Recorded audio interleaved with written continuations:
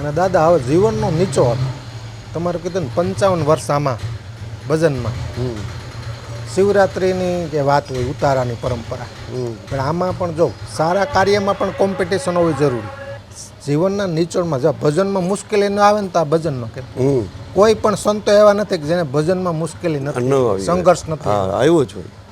આનો નિચોડ મારે સમજવો 55 વર્ષનો નિચોડ. પછી આપણે શિવરાત્રિ ઉપર આવવું છે તો આમાં કેવી કેવી મુશ્કેલી આવી, કારણ કે આજે નિચોડ સ્વરૂપની વાતો કરવી છે મારે. જો સ્ટાર્ટિંગ છે ને શરૂઆત, હા ત્યારે તો કોઈ પણને હા કોઈ પણ સાધનાની ભૂમિમાં તમે જાઓ એટલે તમને શરૂઆતની અંદર તો ટ્રબલ થવાની અને થવાની. એ રસ્તો એવો થોડોક વિકટ અટપટો છે હા કે એની અંદર ઘડીક તમારું મન કે આ બાજુ, ઘડીક કે આમ, ઘડીક કે કરાય, ઘડીક કે ન કરાય. શ્રદ્ધા, વિશ્વાસ અને અવિશ્વાસ એમાં બહુ ઝાઝો ડિફરન્સ નથી. એક ઘડી એવી આવે કે તમને અંદરથી એમ જ થઈ જાય કે હવે આ જ વસ્તુ નક્કી છે, આ જ કરવું છે અને આમ જ થાય. એમ જ્યારે આત્મવિશ્વાસ અને દેવાવાળો પરમાત્મા છે, તમે તમારા જાતથી ન નક્કી કરી શકો. એની કૃપા હોય તો બધું સરળ બની જાય, એમાં બે મત નથી. પણ મન ચંચળ છે, મનનો સ્વભાવ એવો છે. મન કંઈક અલગ ચાહતું હોય, હૃદય કંઈક અલગ ચાહતું હોય. હૃદય કે તમે કોઈ પણ સારું નરસું કર્મની અંદર તમે જાઓ, કોઈ માણસને ગુસ્સો આવ્યો એટલે એક ઘડીએ તો એની અંદરથી કે જો આગળ વધતો નહીં હો ભાઈ તું તમે, પણ ગુસ્સો જ્યારે એનો પ્રભાવ વધારે થાય ને એટલે પગલું ભરી લે. પણ ઘડીક જો હૃદયની વાત એણે સાંભળી હોય, દિલની અંદરની વાત સાંભળી હોય તો એ રોકાઈ જાય કે અરે આ તારું કામ છે, આપણું કામ નથી, આપણાથી આ ન કરે, આપણે કોણ છીએ. એ જ્યારે એ બે વસ્તુની એ એક સંઘર્ષનો નાનામાં નાનો એક દાખલો.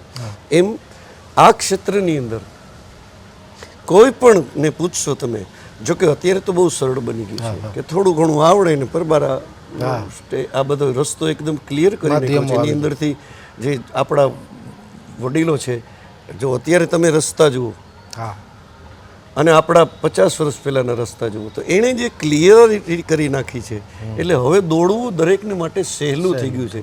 પણ જ્યારે આપણા પૂર્વજો, જ્યારે હું મારા જૂના વખતની વાત કરું તો એવા રસ્તા નહીં, એવા વાહનો નહીં, એવા માઇક નહીં, કે એવી કોઈ સ્ટેજ નહીં, કે એવી કોઈ સગવડતા નહીં, નહોતા ડોમ, અરે લાઇટો પણ નહોતી. 55 વર્ષ પહેલાં હું શિવરાત્રિમાં જાતો, મારો 51માં તો મેળો આજુ વખતે પૂરો થયો. 51 વર્ષથી તો હું શિવરાત્રિનો મેળો કરું. 18 તો પરિક્રમા કરેલી, માથે ટોપલા ઉપાડીને પાણા ઠેકતા જઈએ. હવે બધાએ રસ્તા સરળ થઈ ગયા છે. એટલે એ જે હાલવા માટેની જે અત્યારની કેડીમાંથી જે હાઈવે બની ગયા છે ને એ દરેક માટે સરળ બની ગયા છે. માધ્યમો એવા થઈ ગયા, ડિજિટલ યુગ આવી ગયું. તમારે અવાજની કંઈ તકલીફ હોય ને તો હવે પહેલાં નહોતું તો એ બે ભૂંગળા ખાલી સ્ટેજની ઉપર આમ બે ભૂંગળા બાંધી દઈએ, નીચે એમ્પ્લીફાયર હોય અને ઓલું ટાંગેલું હોય, પહેલું માઇક આવેલું ત્યારે તબલું કેચઅપ કરી લઈએ, મજૂરી કેચઅપ કરી લઈએ, ગાવાવાળોને પેટીને બધું કેચઅપ કરી લઈએ. હવે તો બધા એને અલગ અલગ ટાઈપની એની પાછા મિક્સર આવી ગયા છે. એટલે સંઘર્ષ જીવનમાં જે કરેલો છે એ આપણા જૂના લોકોએ કરેલો છે ને એટલું અત્યારના કોઈ પણ વ્યક્તિઓ માટે એ ઘણું સરળ, એટલે કહું ને 95% સરળ થઈ ગયું. હવે 5% સંઘર્ષ. પણ એમાંય પડતા પહેલાં એને દરેક વસ્તુ નડવાની. પહેલું એનું જે ઉદ્ભવ સ્થાન છે જે સંઘર્ષ માટેનું એ છે કે મારે આ મને મળી જાય તો એ ગોતવા માટે થઈ અને એ પસંદગી કરશે કે હું આમ કરીશ તો આના જેવો થઈશ, આમ કરીશ તો આના જેવો થઈશ, આમ કરીશ તો આના જેવો થઈશ, અને આ નહીં કરું તો મારું આમ થશે તો આમ થશે. તો એ જે દ્વિધા અટપટી જે કેડીઓ છે ને એમાંથી એને રસ્તો પસંદ કરવા માટેની પહેલું એને સંઘર્ષ એ કરવો પડશે કે મારે શું થવું છે. એને રસ્તો બતાવવા માટે બીજું કોઈ નહીં હોય, પોતે જ છે. કારણ કે બીજાને એ રસ્તાની ખબર નથી, કારણ કે બનેલો છે ભગવાનને એક જ બનાવ્યો છે. કુટુંબમાં બધાને ન કંઈ બનાવ્યો હોય અને બધાને એ વસ્તુ એની અંદર હું ફીલ થાય છે એને ખબર પણ નહીં. એટલે પહેલી તો એની પસંદગી કે જે અને ન્યાય એને વાતાવરણ મળે છે પોતાનું, કારણ કે એને રહેવું છે. સ્ટેજની દુનિયા અલગ છે, ઘરની દુનિયા અલગ છે, વ્યવહારિક દુનિયા અલગ છે. એમાં એને પાછું એવું વાતાવરણ મળે છે કે નથી મળતું. આવા જે સંઘર્ષોમાંથી જે ઉત્પન્ન થાય પછી જેમ જેમ મોટો થાય, હવે બાળકમાંથી તમે કહો નાના બાળકને આ કલા થોડી આવડતી હોય, હવે એમાં વગાડવાવાળા અને વાદ્યવાળાને કોઈ ઉપાધિ નથી, હમ, હમ. પણ સિંગરને મોટો પ્રોબ્લેમ એ થાય કે જ્યારે એ ટીન એજનો થાય, હા હા હા ટીન એજનો થાય ને એટલે એને શરીરની અંદર જે પરિવર્તનો આવે, એનો અવાજ ભયડાઈ જાય, મૂછું ઉગે, જેઓનો કોમળ અવાજ હોય એમાંથી પછી એ જ્યારે એને એ જે મોટો અવાજ, ખરાશ વાળો હા, અવાજ થાય. ઉપર 4 કાળી ગાઈ શકતો હોય, નીચે 2 કાળીમાંય પણ ખરજમાં સાયસા ન જઈ શકતો હોય, તેને એમ થાય. એટલે પછી સમાજ એને મેણાટોણા મારે કે હવે એ એવડે રસ્તે ચડી ગયો છે ને હવે એ મોટો થતો જાય છે ને હવે એનું કંઈ આવું નક્કી નથી ને એ માનસિક થોડોક તેને દબાણ આવે. એમ કરતાં કરતાં જો એને કોઈ સાચો કોઈ સલાહ દેવાવાળો હોય તો કે બેટા આવું તો થયા કરે, આની અંદર તું રિયાઝ ચાલુ રાખ. પછી 2-3 વર્ષ એની અંદર જો રિયાઝના એ બરોબર ટકી જાય તો એક સમયે એવો આવે કે થોડી અડધી ટીનેજ પસાર થાય ને હા, પછી એનો જે વોઇસ આવે ને એ લાઈફ ટાઈમ રહે. હા આ બીજો સંઘર્ષ. પછી ત્રીજો સંઘર્ષ એને આવે પોતાની કમાણી માટેનો, હા કે હવે આની અંદરથી મેળવવા માટેનું શું કરવું. આ પ્રોગ્રામો એવા છે કે આ ટોટલી ભગવાનને ભરોસે જ હાલવાનું છે, હા જેને આકાશી રોજી કહેવાય. આકાશી રોજી ઉતરે નકલંગ નકલંગ દેવીદાસ. આકાશી રોજી એટલે શું કે આનું કોઈ નક્કી ન હોય કે આ તારીખે મને આ દિવસે આ જ બોલાવશે. હા. કલાકારોનો પાર નથી. હા કોની પસંદગી કોણ કરે, હા ક્યારે કરે, કયા ગામમાં કરે, એનો પસંદગીનો કલાકાર કોણ, હા આમાં તો દુનિયાભરમાં નકરો રાફડો ફાઈટો છે. આ રાફડો ફાઈટો છે. એની અંદરથી કોને ક્યારે કેવી રીતે મળે એ તો જેના ભાગ્યમાં લખ્યું હોય એને એમ કે એ ડેટે પછી એને ખાલી હોય તો એને મળે, નહીતર જો ડેટમાં કે બહાર જવાનું હોય કે અથવા તો એને કોઈ બીજી પ્રોગ્રામ લઈ લીધો હોય કે તો એને એક જ દિવસમાં એક જ ડેટ મળવાની. હા. બીજી 2 પ્રોગ્રામ તો કરી ન શકે એક રાત. મને કરે તો ઉપાધિ થાય કે ભાઈ અહીં નો આવ્યો એ સંઘર્ષ ઊભા થાય ને. હા એટલે આકાશી રોજી છે. એની અંદર કોને કેટલું. મેં એક વખત એક ચલાડાની અંદર મારા વિદ્વાન મિત્ર હતા નટુભાઈ જોશી, અને એને મેં પૂછેલું નટુભાઈ અમુક 4-5 પ્રોગ્રામ હોય મહિનામાં, 8-10 પ્રોગ્રામ, તો 4-5 એવા જાય કે જેમાં આપણને એમ થાય કે ઓહ મજા આવી ગયો. વળી 4-5 પ્રોગ્રામ એવા જાય કે આપણને એમ થાય કે મજા ન આવી યાર. અને સવારે ઓલા દેવાવાળા સૂઈ ગયા હોય ને એ એમ કે મજા ન આવી ને હવે નથી દેવાની, તમારે કાંઈ વાંધો નહીં ભાઈ આપણે. અને નાનપણથી મને સમજદારી એ હતી કે આવા પુરુષોનો મને સંગ થયેલો ને, મને કે તારું શું ગયું, તારું વાવેતર તો થઈ ગયું, તારા ભજન તો વવાઈ ગયા, એ ગમે ત્યારે ઉગશે.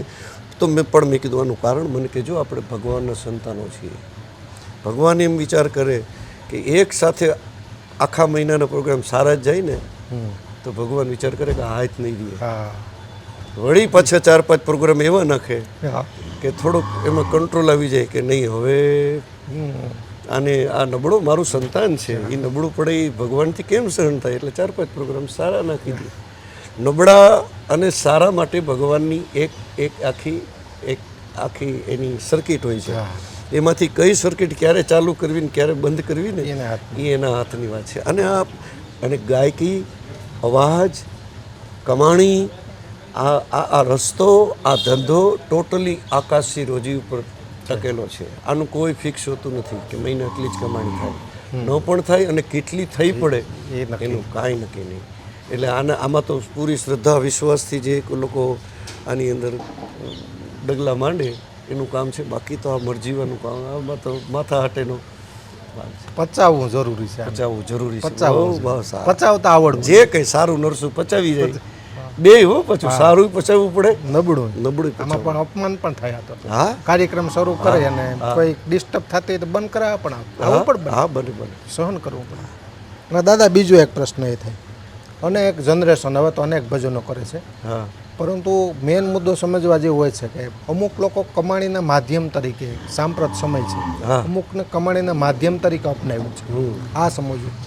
તમારા જેવા અનેક જે વર્ષો સુધી ભજન નાતો, એટલે 50 વર્ષથી ભજન ટકેલું, આ ધર્માદાને આમ થયું તો કમાણી. અમુક ભજનિકો ખૂબ હોશિયાર છે કે અમુક ટકા લોકો માટે વાપરે છે. જો શિવરાત્રિની વાત હોય તો અનેક કલાકારો ઉતારો કરે છે, હા. એ સમજદાર છે. હમ. હું લોકો પાસેથી લોકો આપે છે ને આ ચાલે છે. હા. એટલે શું કરે, શિવરાત્રિમાં અન્નક્ષેત્ર ચાલુ કરે, એ એક સારું કામ છે. હા. તમે પણ આ ચાલુ કર્યું હમ. તો 10% આમાંથી ભાગ કાઢવો જોઈએ આ ભજનમાંથી. હમ. શું માનું?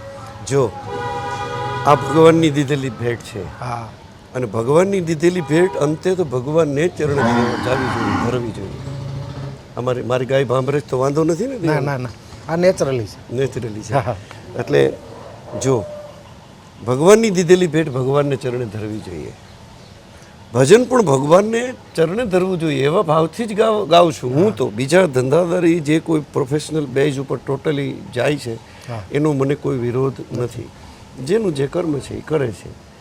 મને સમજદારી એ છે કે મારું ભજન ભગવાનને ચરણે, હું વધારેમાં વધારે, મને જો તમે પૂછો ને કે ભજનનો વધારેમાં વધારે તમને આનંદ ક્યારે આવે, કદાચ પ્રશ્ન કરો તો હું એમ કહું કે મારા ઘરની અંદર મારા ભગવાનની સામે બેઠો બેઠો કે મારી ગૌશાળાની અંદર બેઠો બેઠો હું રોજ 4 ભજન કરું. મારો નિયમ છે. એટલે મને વધુમાં વધુ મજા આવતી હોય ને તો, કારણ કે સાંભળવાવાળો એ હા અને પીરસવાવાળો અંદર બેઠો છે, એ ગવડાવે છે, હું ગાઉં છું અને એ મને સાંભળે છે. એવા ભાવથી હું શિવરાત્રિમાં હું જાઉં હા તો શિવરાત્રિમાં એવા ભાવથી ગાઉં કે હું ને મારો ગિરનારી વચ્ચે જે પબ્લિક હોય એને તો એની ઠંડક આવતી હોય, વાછટ આવતી હોય, પલળતા અમે બે હોય આમાં. મારે ઉતારે હું એકલો ગાઉં 5 રાત સુધી, એ ગણપતિથી પ્રભાતિયા સુધી ભજનો ગિરનારીના. બીજું મને મજા આવે ગિરનારમાં, પહેલું ઘરમાં, પછી ગિરનારમાં, અને પછી જ્યાં ભજનાનંદી જે જીવો છે એની વચ્ચે, કે મારા ખાતાના જે ભજન ખાતાના જીવ છે એ ખાતાના જીવો બેઠા હોય ને ત્યાં સુધી મને ભજન ગાવાની મજા આવે. કારણ કે બીજા સાથે હું મેચ ન થઈ શકું, કારણ કે આખું જીવન ભજનને અર્પણ કર્યું છે અને એની સાથેનો જ લગાવ છે. એ લગાવ છોડવો હવે 55 વર્ષે મને બહુ વિકટ પડે. એટલે અંતે તો આ ભગવાનનું આપેલું છે, ભગવાનને ચરણે ધરવું એની જે કમાણી છે એને તમે ગમે તે રસ્તે મોજ શોખમાં, હું જરકસી જામાવાળા જબા ટાબક ટીલડાવાળા પહેરું ને હું 100 ગ્રામ હોનું પહેરું તો મને કંઈ ભગવાન ના નથી પડવાનો. એ તો એમ કે મારા દીકરા તું હવાયો થઈને રહે.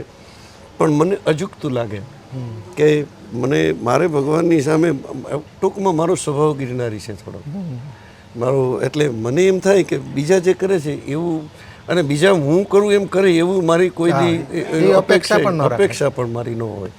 એટલે મને જો પ્રશ્ન કરવામાં આવે તો હું એમ કહું કે આ ભગવાનનું દીધેલું છે, ભગવાનને ચરણે ધરવાનું છે. ભગવાન જે કાંઈ આની અંદરથી આપે છે એ પાછું ભગવાન. મારે ગૌશાળા ચાલે છે, મારા ઘરની અંદર ભગવાનની સેવા પૂજા રાખેલી છે. શિવરાત્રિની અંદર હું બધું જ 5-5, 6-6 દિવસ માટે થઈ બધું જ જગ્યા ભાડે, મારે કોઈ અહીંયા આશ્રમ તો છે નહીં, બધું 5 દિવસ સુધી ભાડે રાખવું, મોટા મોટા ટેન્ટ રાખવું, મોટા મોટા મંડપ રાખવું, લાઇટ ડેકોરેશન, માઇક, જમણવાર, બધું એવું 5 દિવસ સુધી આવે મસ્તીથી ગિરનારમાં મોજ કરીએ ને ગિરનારીને ભજન સંભળાવીએ. એટલે હવે બધાને એમ થયું છે કે હવે આપણે કરીએ. અને મારે ત્યાં તો બહુ આમ ઓલા જે છનાછની ઉડાડોવાળા આવે ને એ ભજનના ઘાયલ હોય, બેઠા બેઠા રોતા હોય, આમાં એવા મસ્તીથી તન્મયતાથી. મને એવું જોઈએ કે એને ભજન ઉગે છે, અને ગિરનારમાં જે ભજન થાય છે ને એવા દુનિયામાં ક્યાંય ન થાય.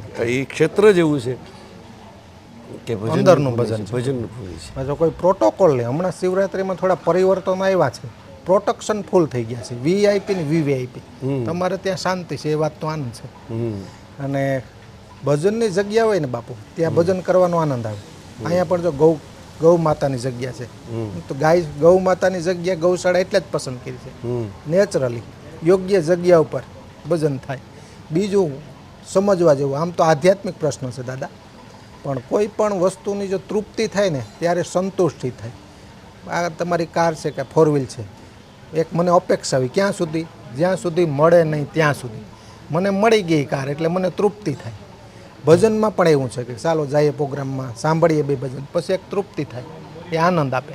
કોઈ પણ વસ્તુની અપેક્ષા હોય, આશા હોય, જ્યાં સુધી તૃપ્તિ ન થાય ને ત્યાં સુધી ત્યાં ફરી નવી કોઈ આશા અપેક્ષા જન્મતી હોય, ફરી વાર એ ચાલુ જ રહી, અને એને જ જીવન કહેવાય.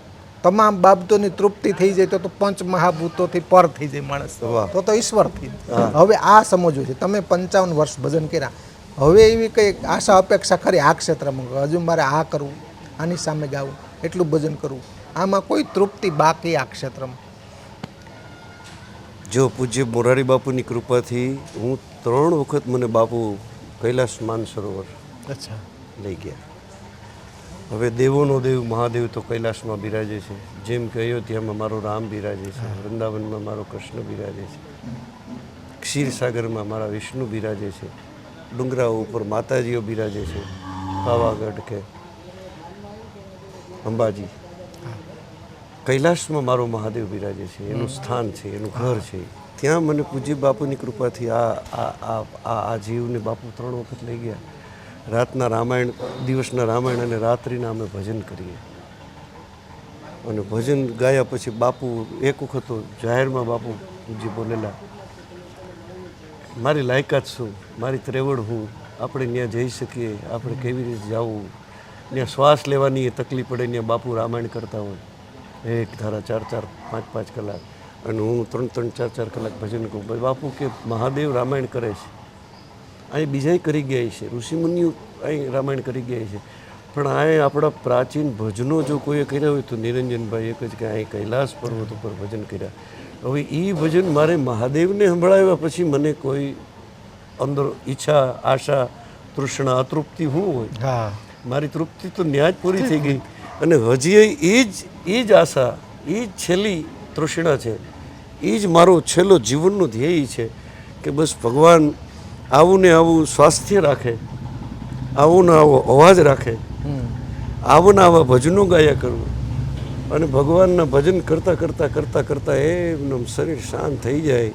આનાથી વિશેષ હવે કોઈ તૃપ્તિ નથી, આશા નથી. આ મારા અંતરથી હવે કોઈ નામની કે પ્રતિષ્ઠાની કે પૈસાની કે જેને જેટલું જોઈએ છે એને ભગવાન બંધાયેલો છે, એ ભરોસે દેવાવાળો નથી, દુબળો ને ભગવાન નથી, ભિખારી. આ ભજનો ગાઈએ અને જીવનમાં જો પછી એ શ્રદ્ધા આવે નહીં તો મારા જીવનને ધિકાર છે. હું તો મારા પૂરતી વાત કરું, મારે કોઈની ઓલીમાં પડવું નથી. એટલે મને બસ હવે તૃષ્ણા એ પૂરી થઈ ગઈ છે, અને લોકો ભજન જ્યાં સુધી સાંભળે ત્યાં સુધી સંભળાવા છે પ્રેમથી, અને મારા ઘાયલ બધા હોય એની અંદર ભીતર બેઠેલા પરમાત્માનું હું શું કામ નારાજ કરું? જ્યાં સુધી મને ભગવાન ભજન ગવડાવે છે, બીજા તો કોઈ ગવડાવતો નથી, ભગવાન ગવડાવે છે, અને એની અંદર બેઠેલા ભગવાન છે એને હું સંભળાવું છું. હવે તો એમાંય મને કોઈ પસંદગી નથી કે આ બિચારાને નથી ગમતા ભજન, કે આને ગમે છે, કે આ રડે છે, કે આ દાંત કાઢે છે, કે આ ઠઠ્ઠા મસ્કરી કરે છે. કાંઈ એની અંદર ભીતર બેઠેલો છે એ ભગવાન જ છે, ગાય છે એ ભગવાન ગાય છે, હું થોડો ગાઉં છું. સાંભળવા વાળો છે એ ભગવાન જ છે, એ સાંભળે છે. હવે આનાથી વચ્ચે કોઈ હવે બારી તો છે જ નહીં કે ટેકીને કે એમાં વયું જવું ને કંઈ વધારે મેળવું. પ્યાર કરી લે, પ્યાર કરી લે, શું કોઈ તારો યાર નથી, ગોતી લેજે, ગોતી લેજે, ભીતર છે કે બહાર નથી, જેને જેટલું તેને તેટલું, તલ બહાર પડવું તો દેનાર નથી. આવું છે દાદા. પણ આનંદ આવ્યો આ તમારે એમ તો મૂળ કર્મભૂમિ જેતપુરની અંદર આવ્યો, અને બેન કહો રૂબરૂ અનુભૂતિ ન થાય ને ત્યાં સુધી આનંદ ન આવે. અત્યારે બધા માધ્યમો છે દાદા, લાઈવ થી પણ ઇન્ટરવ્યુ લઈ શકાય, પણ હું આવું રૂબરૂ, દર્શક મિત્રો જોતા હોય, ગૌશાળા, આ નેચરલી ગાય માતાનું સાનિધ્ય, રૂબરૂ આવ્યા જેતપુરની અંદર, આ તમારા ભત્રીજા હાર્દિકભાઈ ની મળ્યા, રૂબરૂ અનુભૂતિ રૂબરૂ મળીએ તો થાય, અને આ અનુભૂતિની વસ્તુ છે. અનુભૂતિ કરવા આવેલા દાદા, ખૂબ આનંદ આવ્યો, અને સમયાંતરે અનુભવનું ભાથું છે એ શિવરાત્રીમાં પણ મેળવતા રહેશું. આજે કાર્યક્રમમાં આવ્યા દાદા, ખૂબ ખૂબ આભાર આપનો.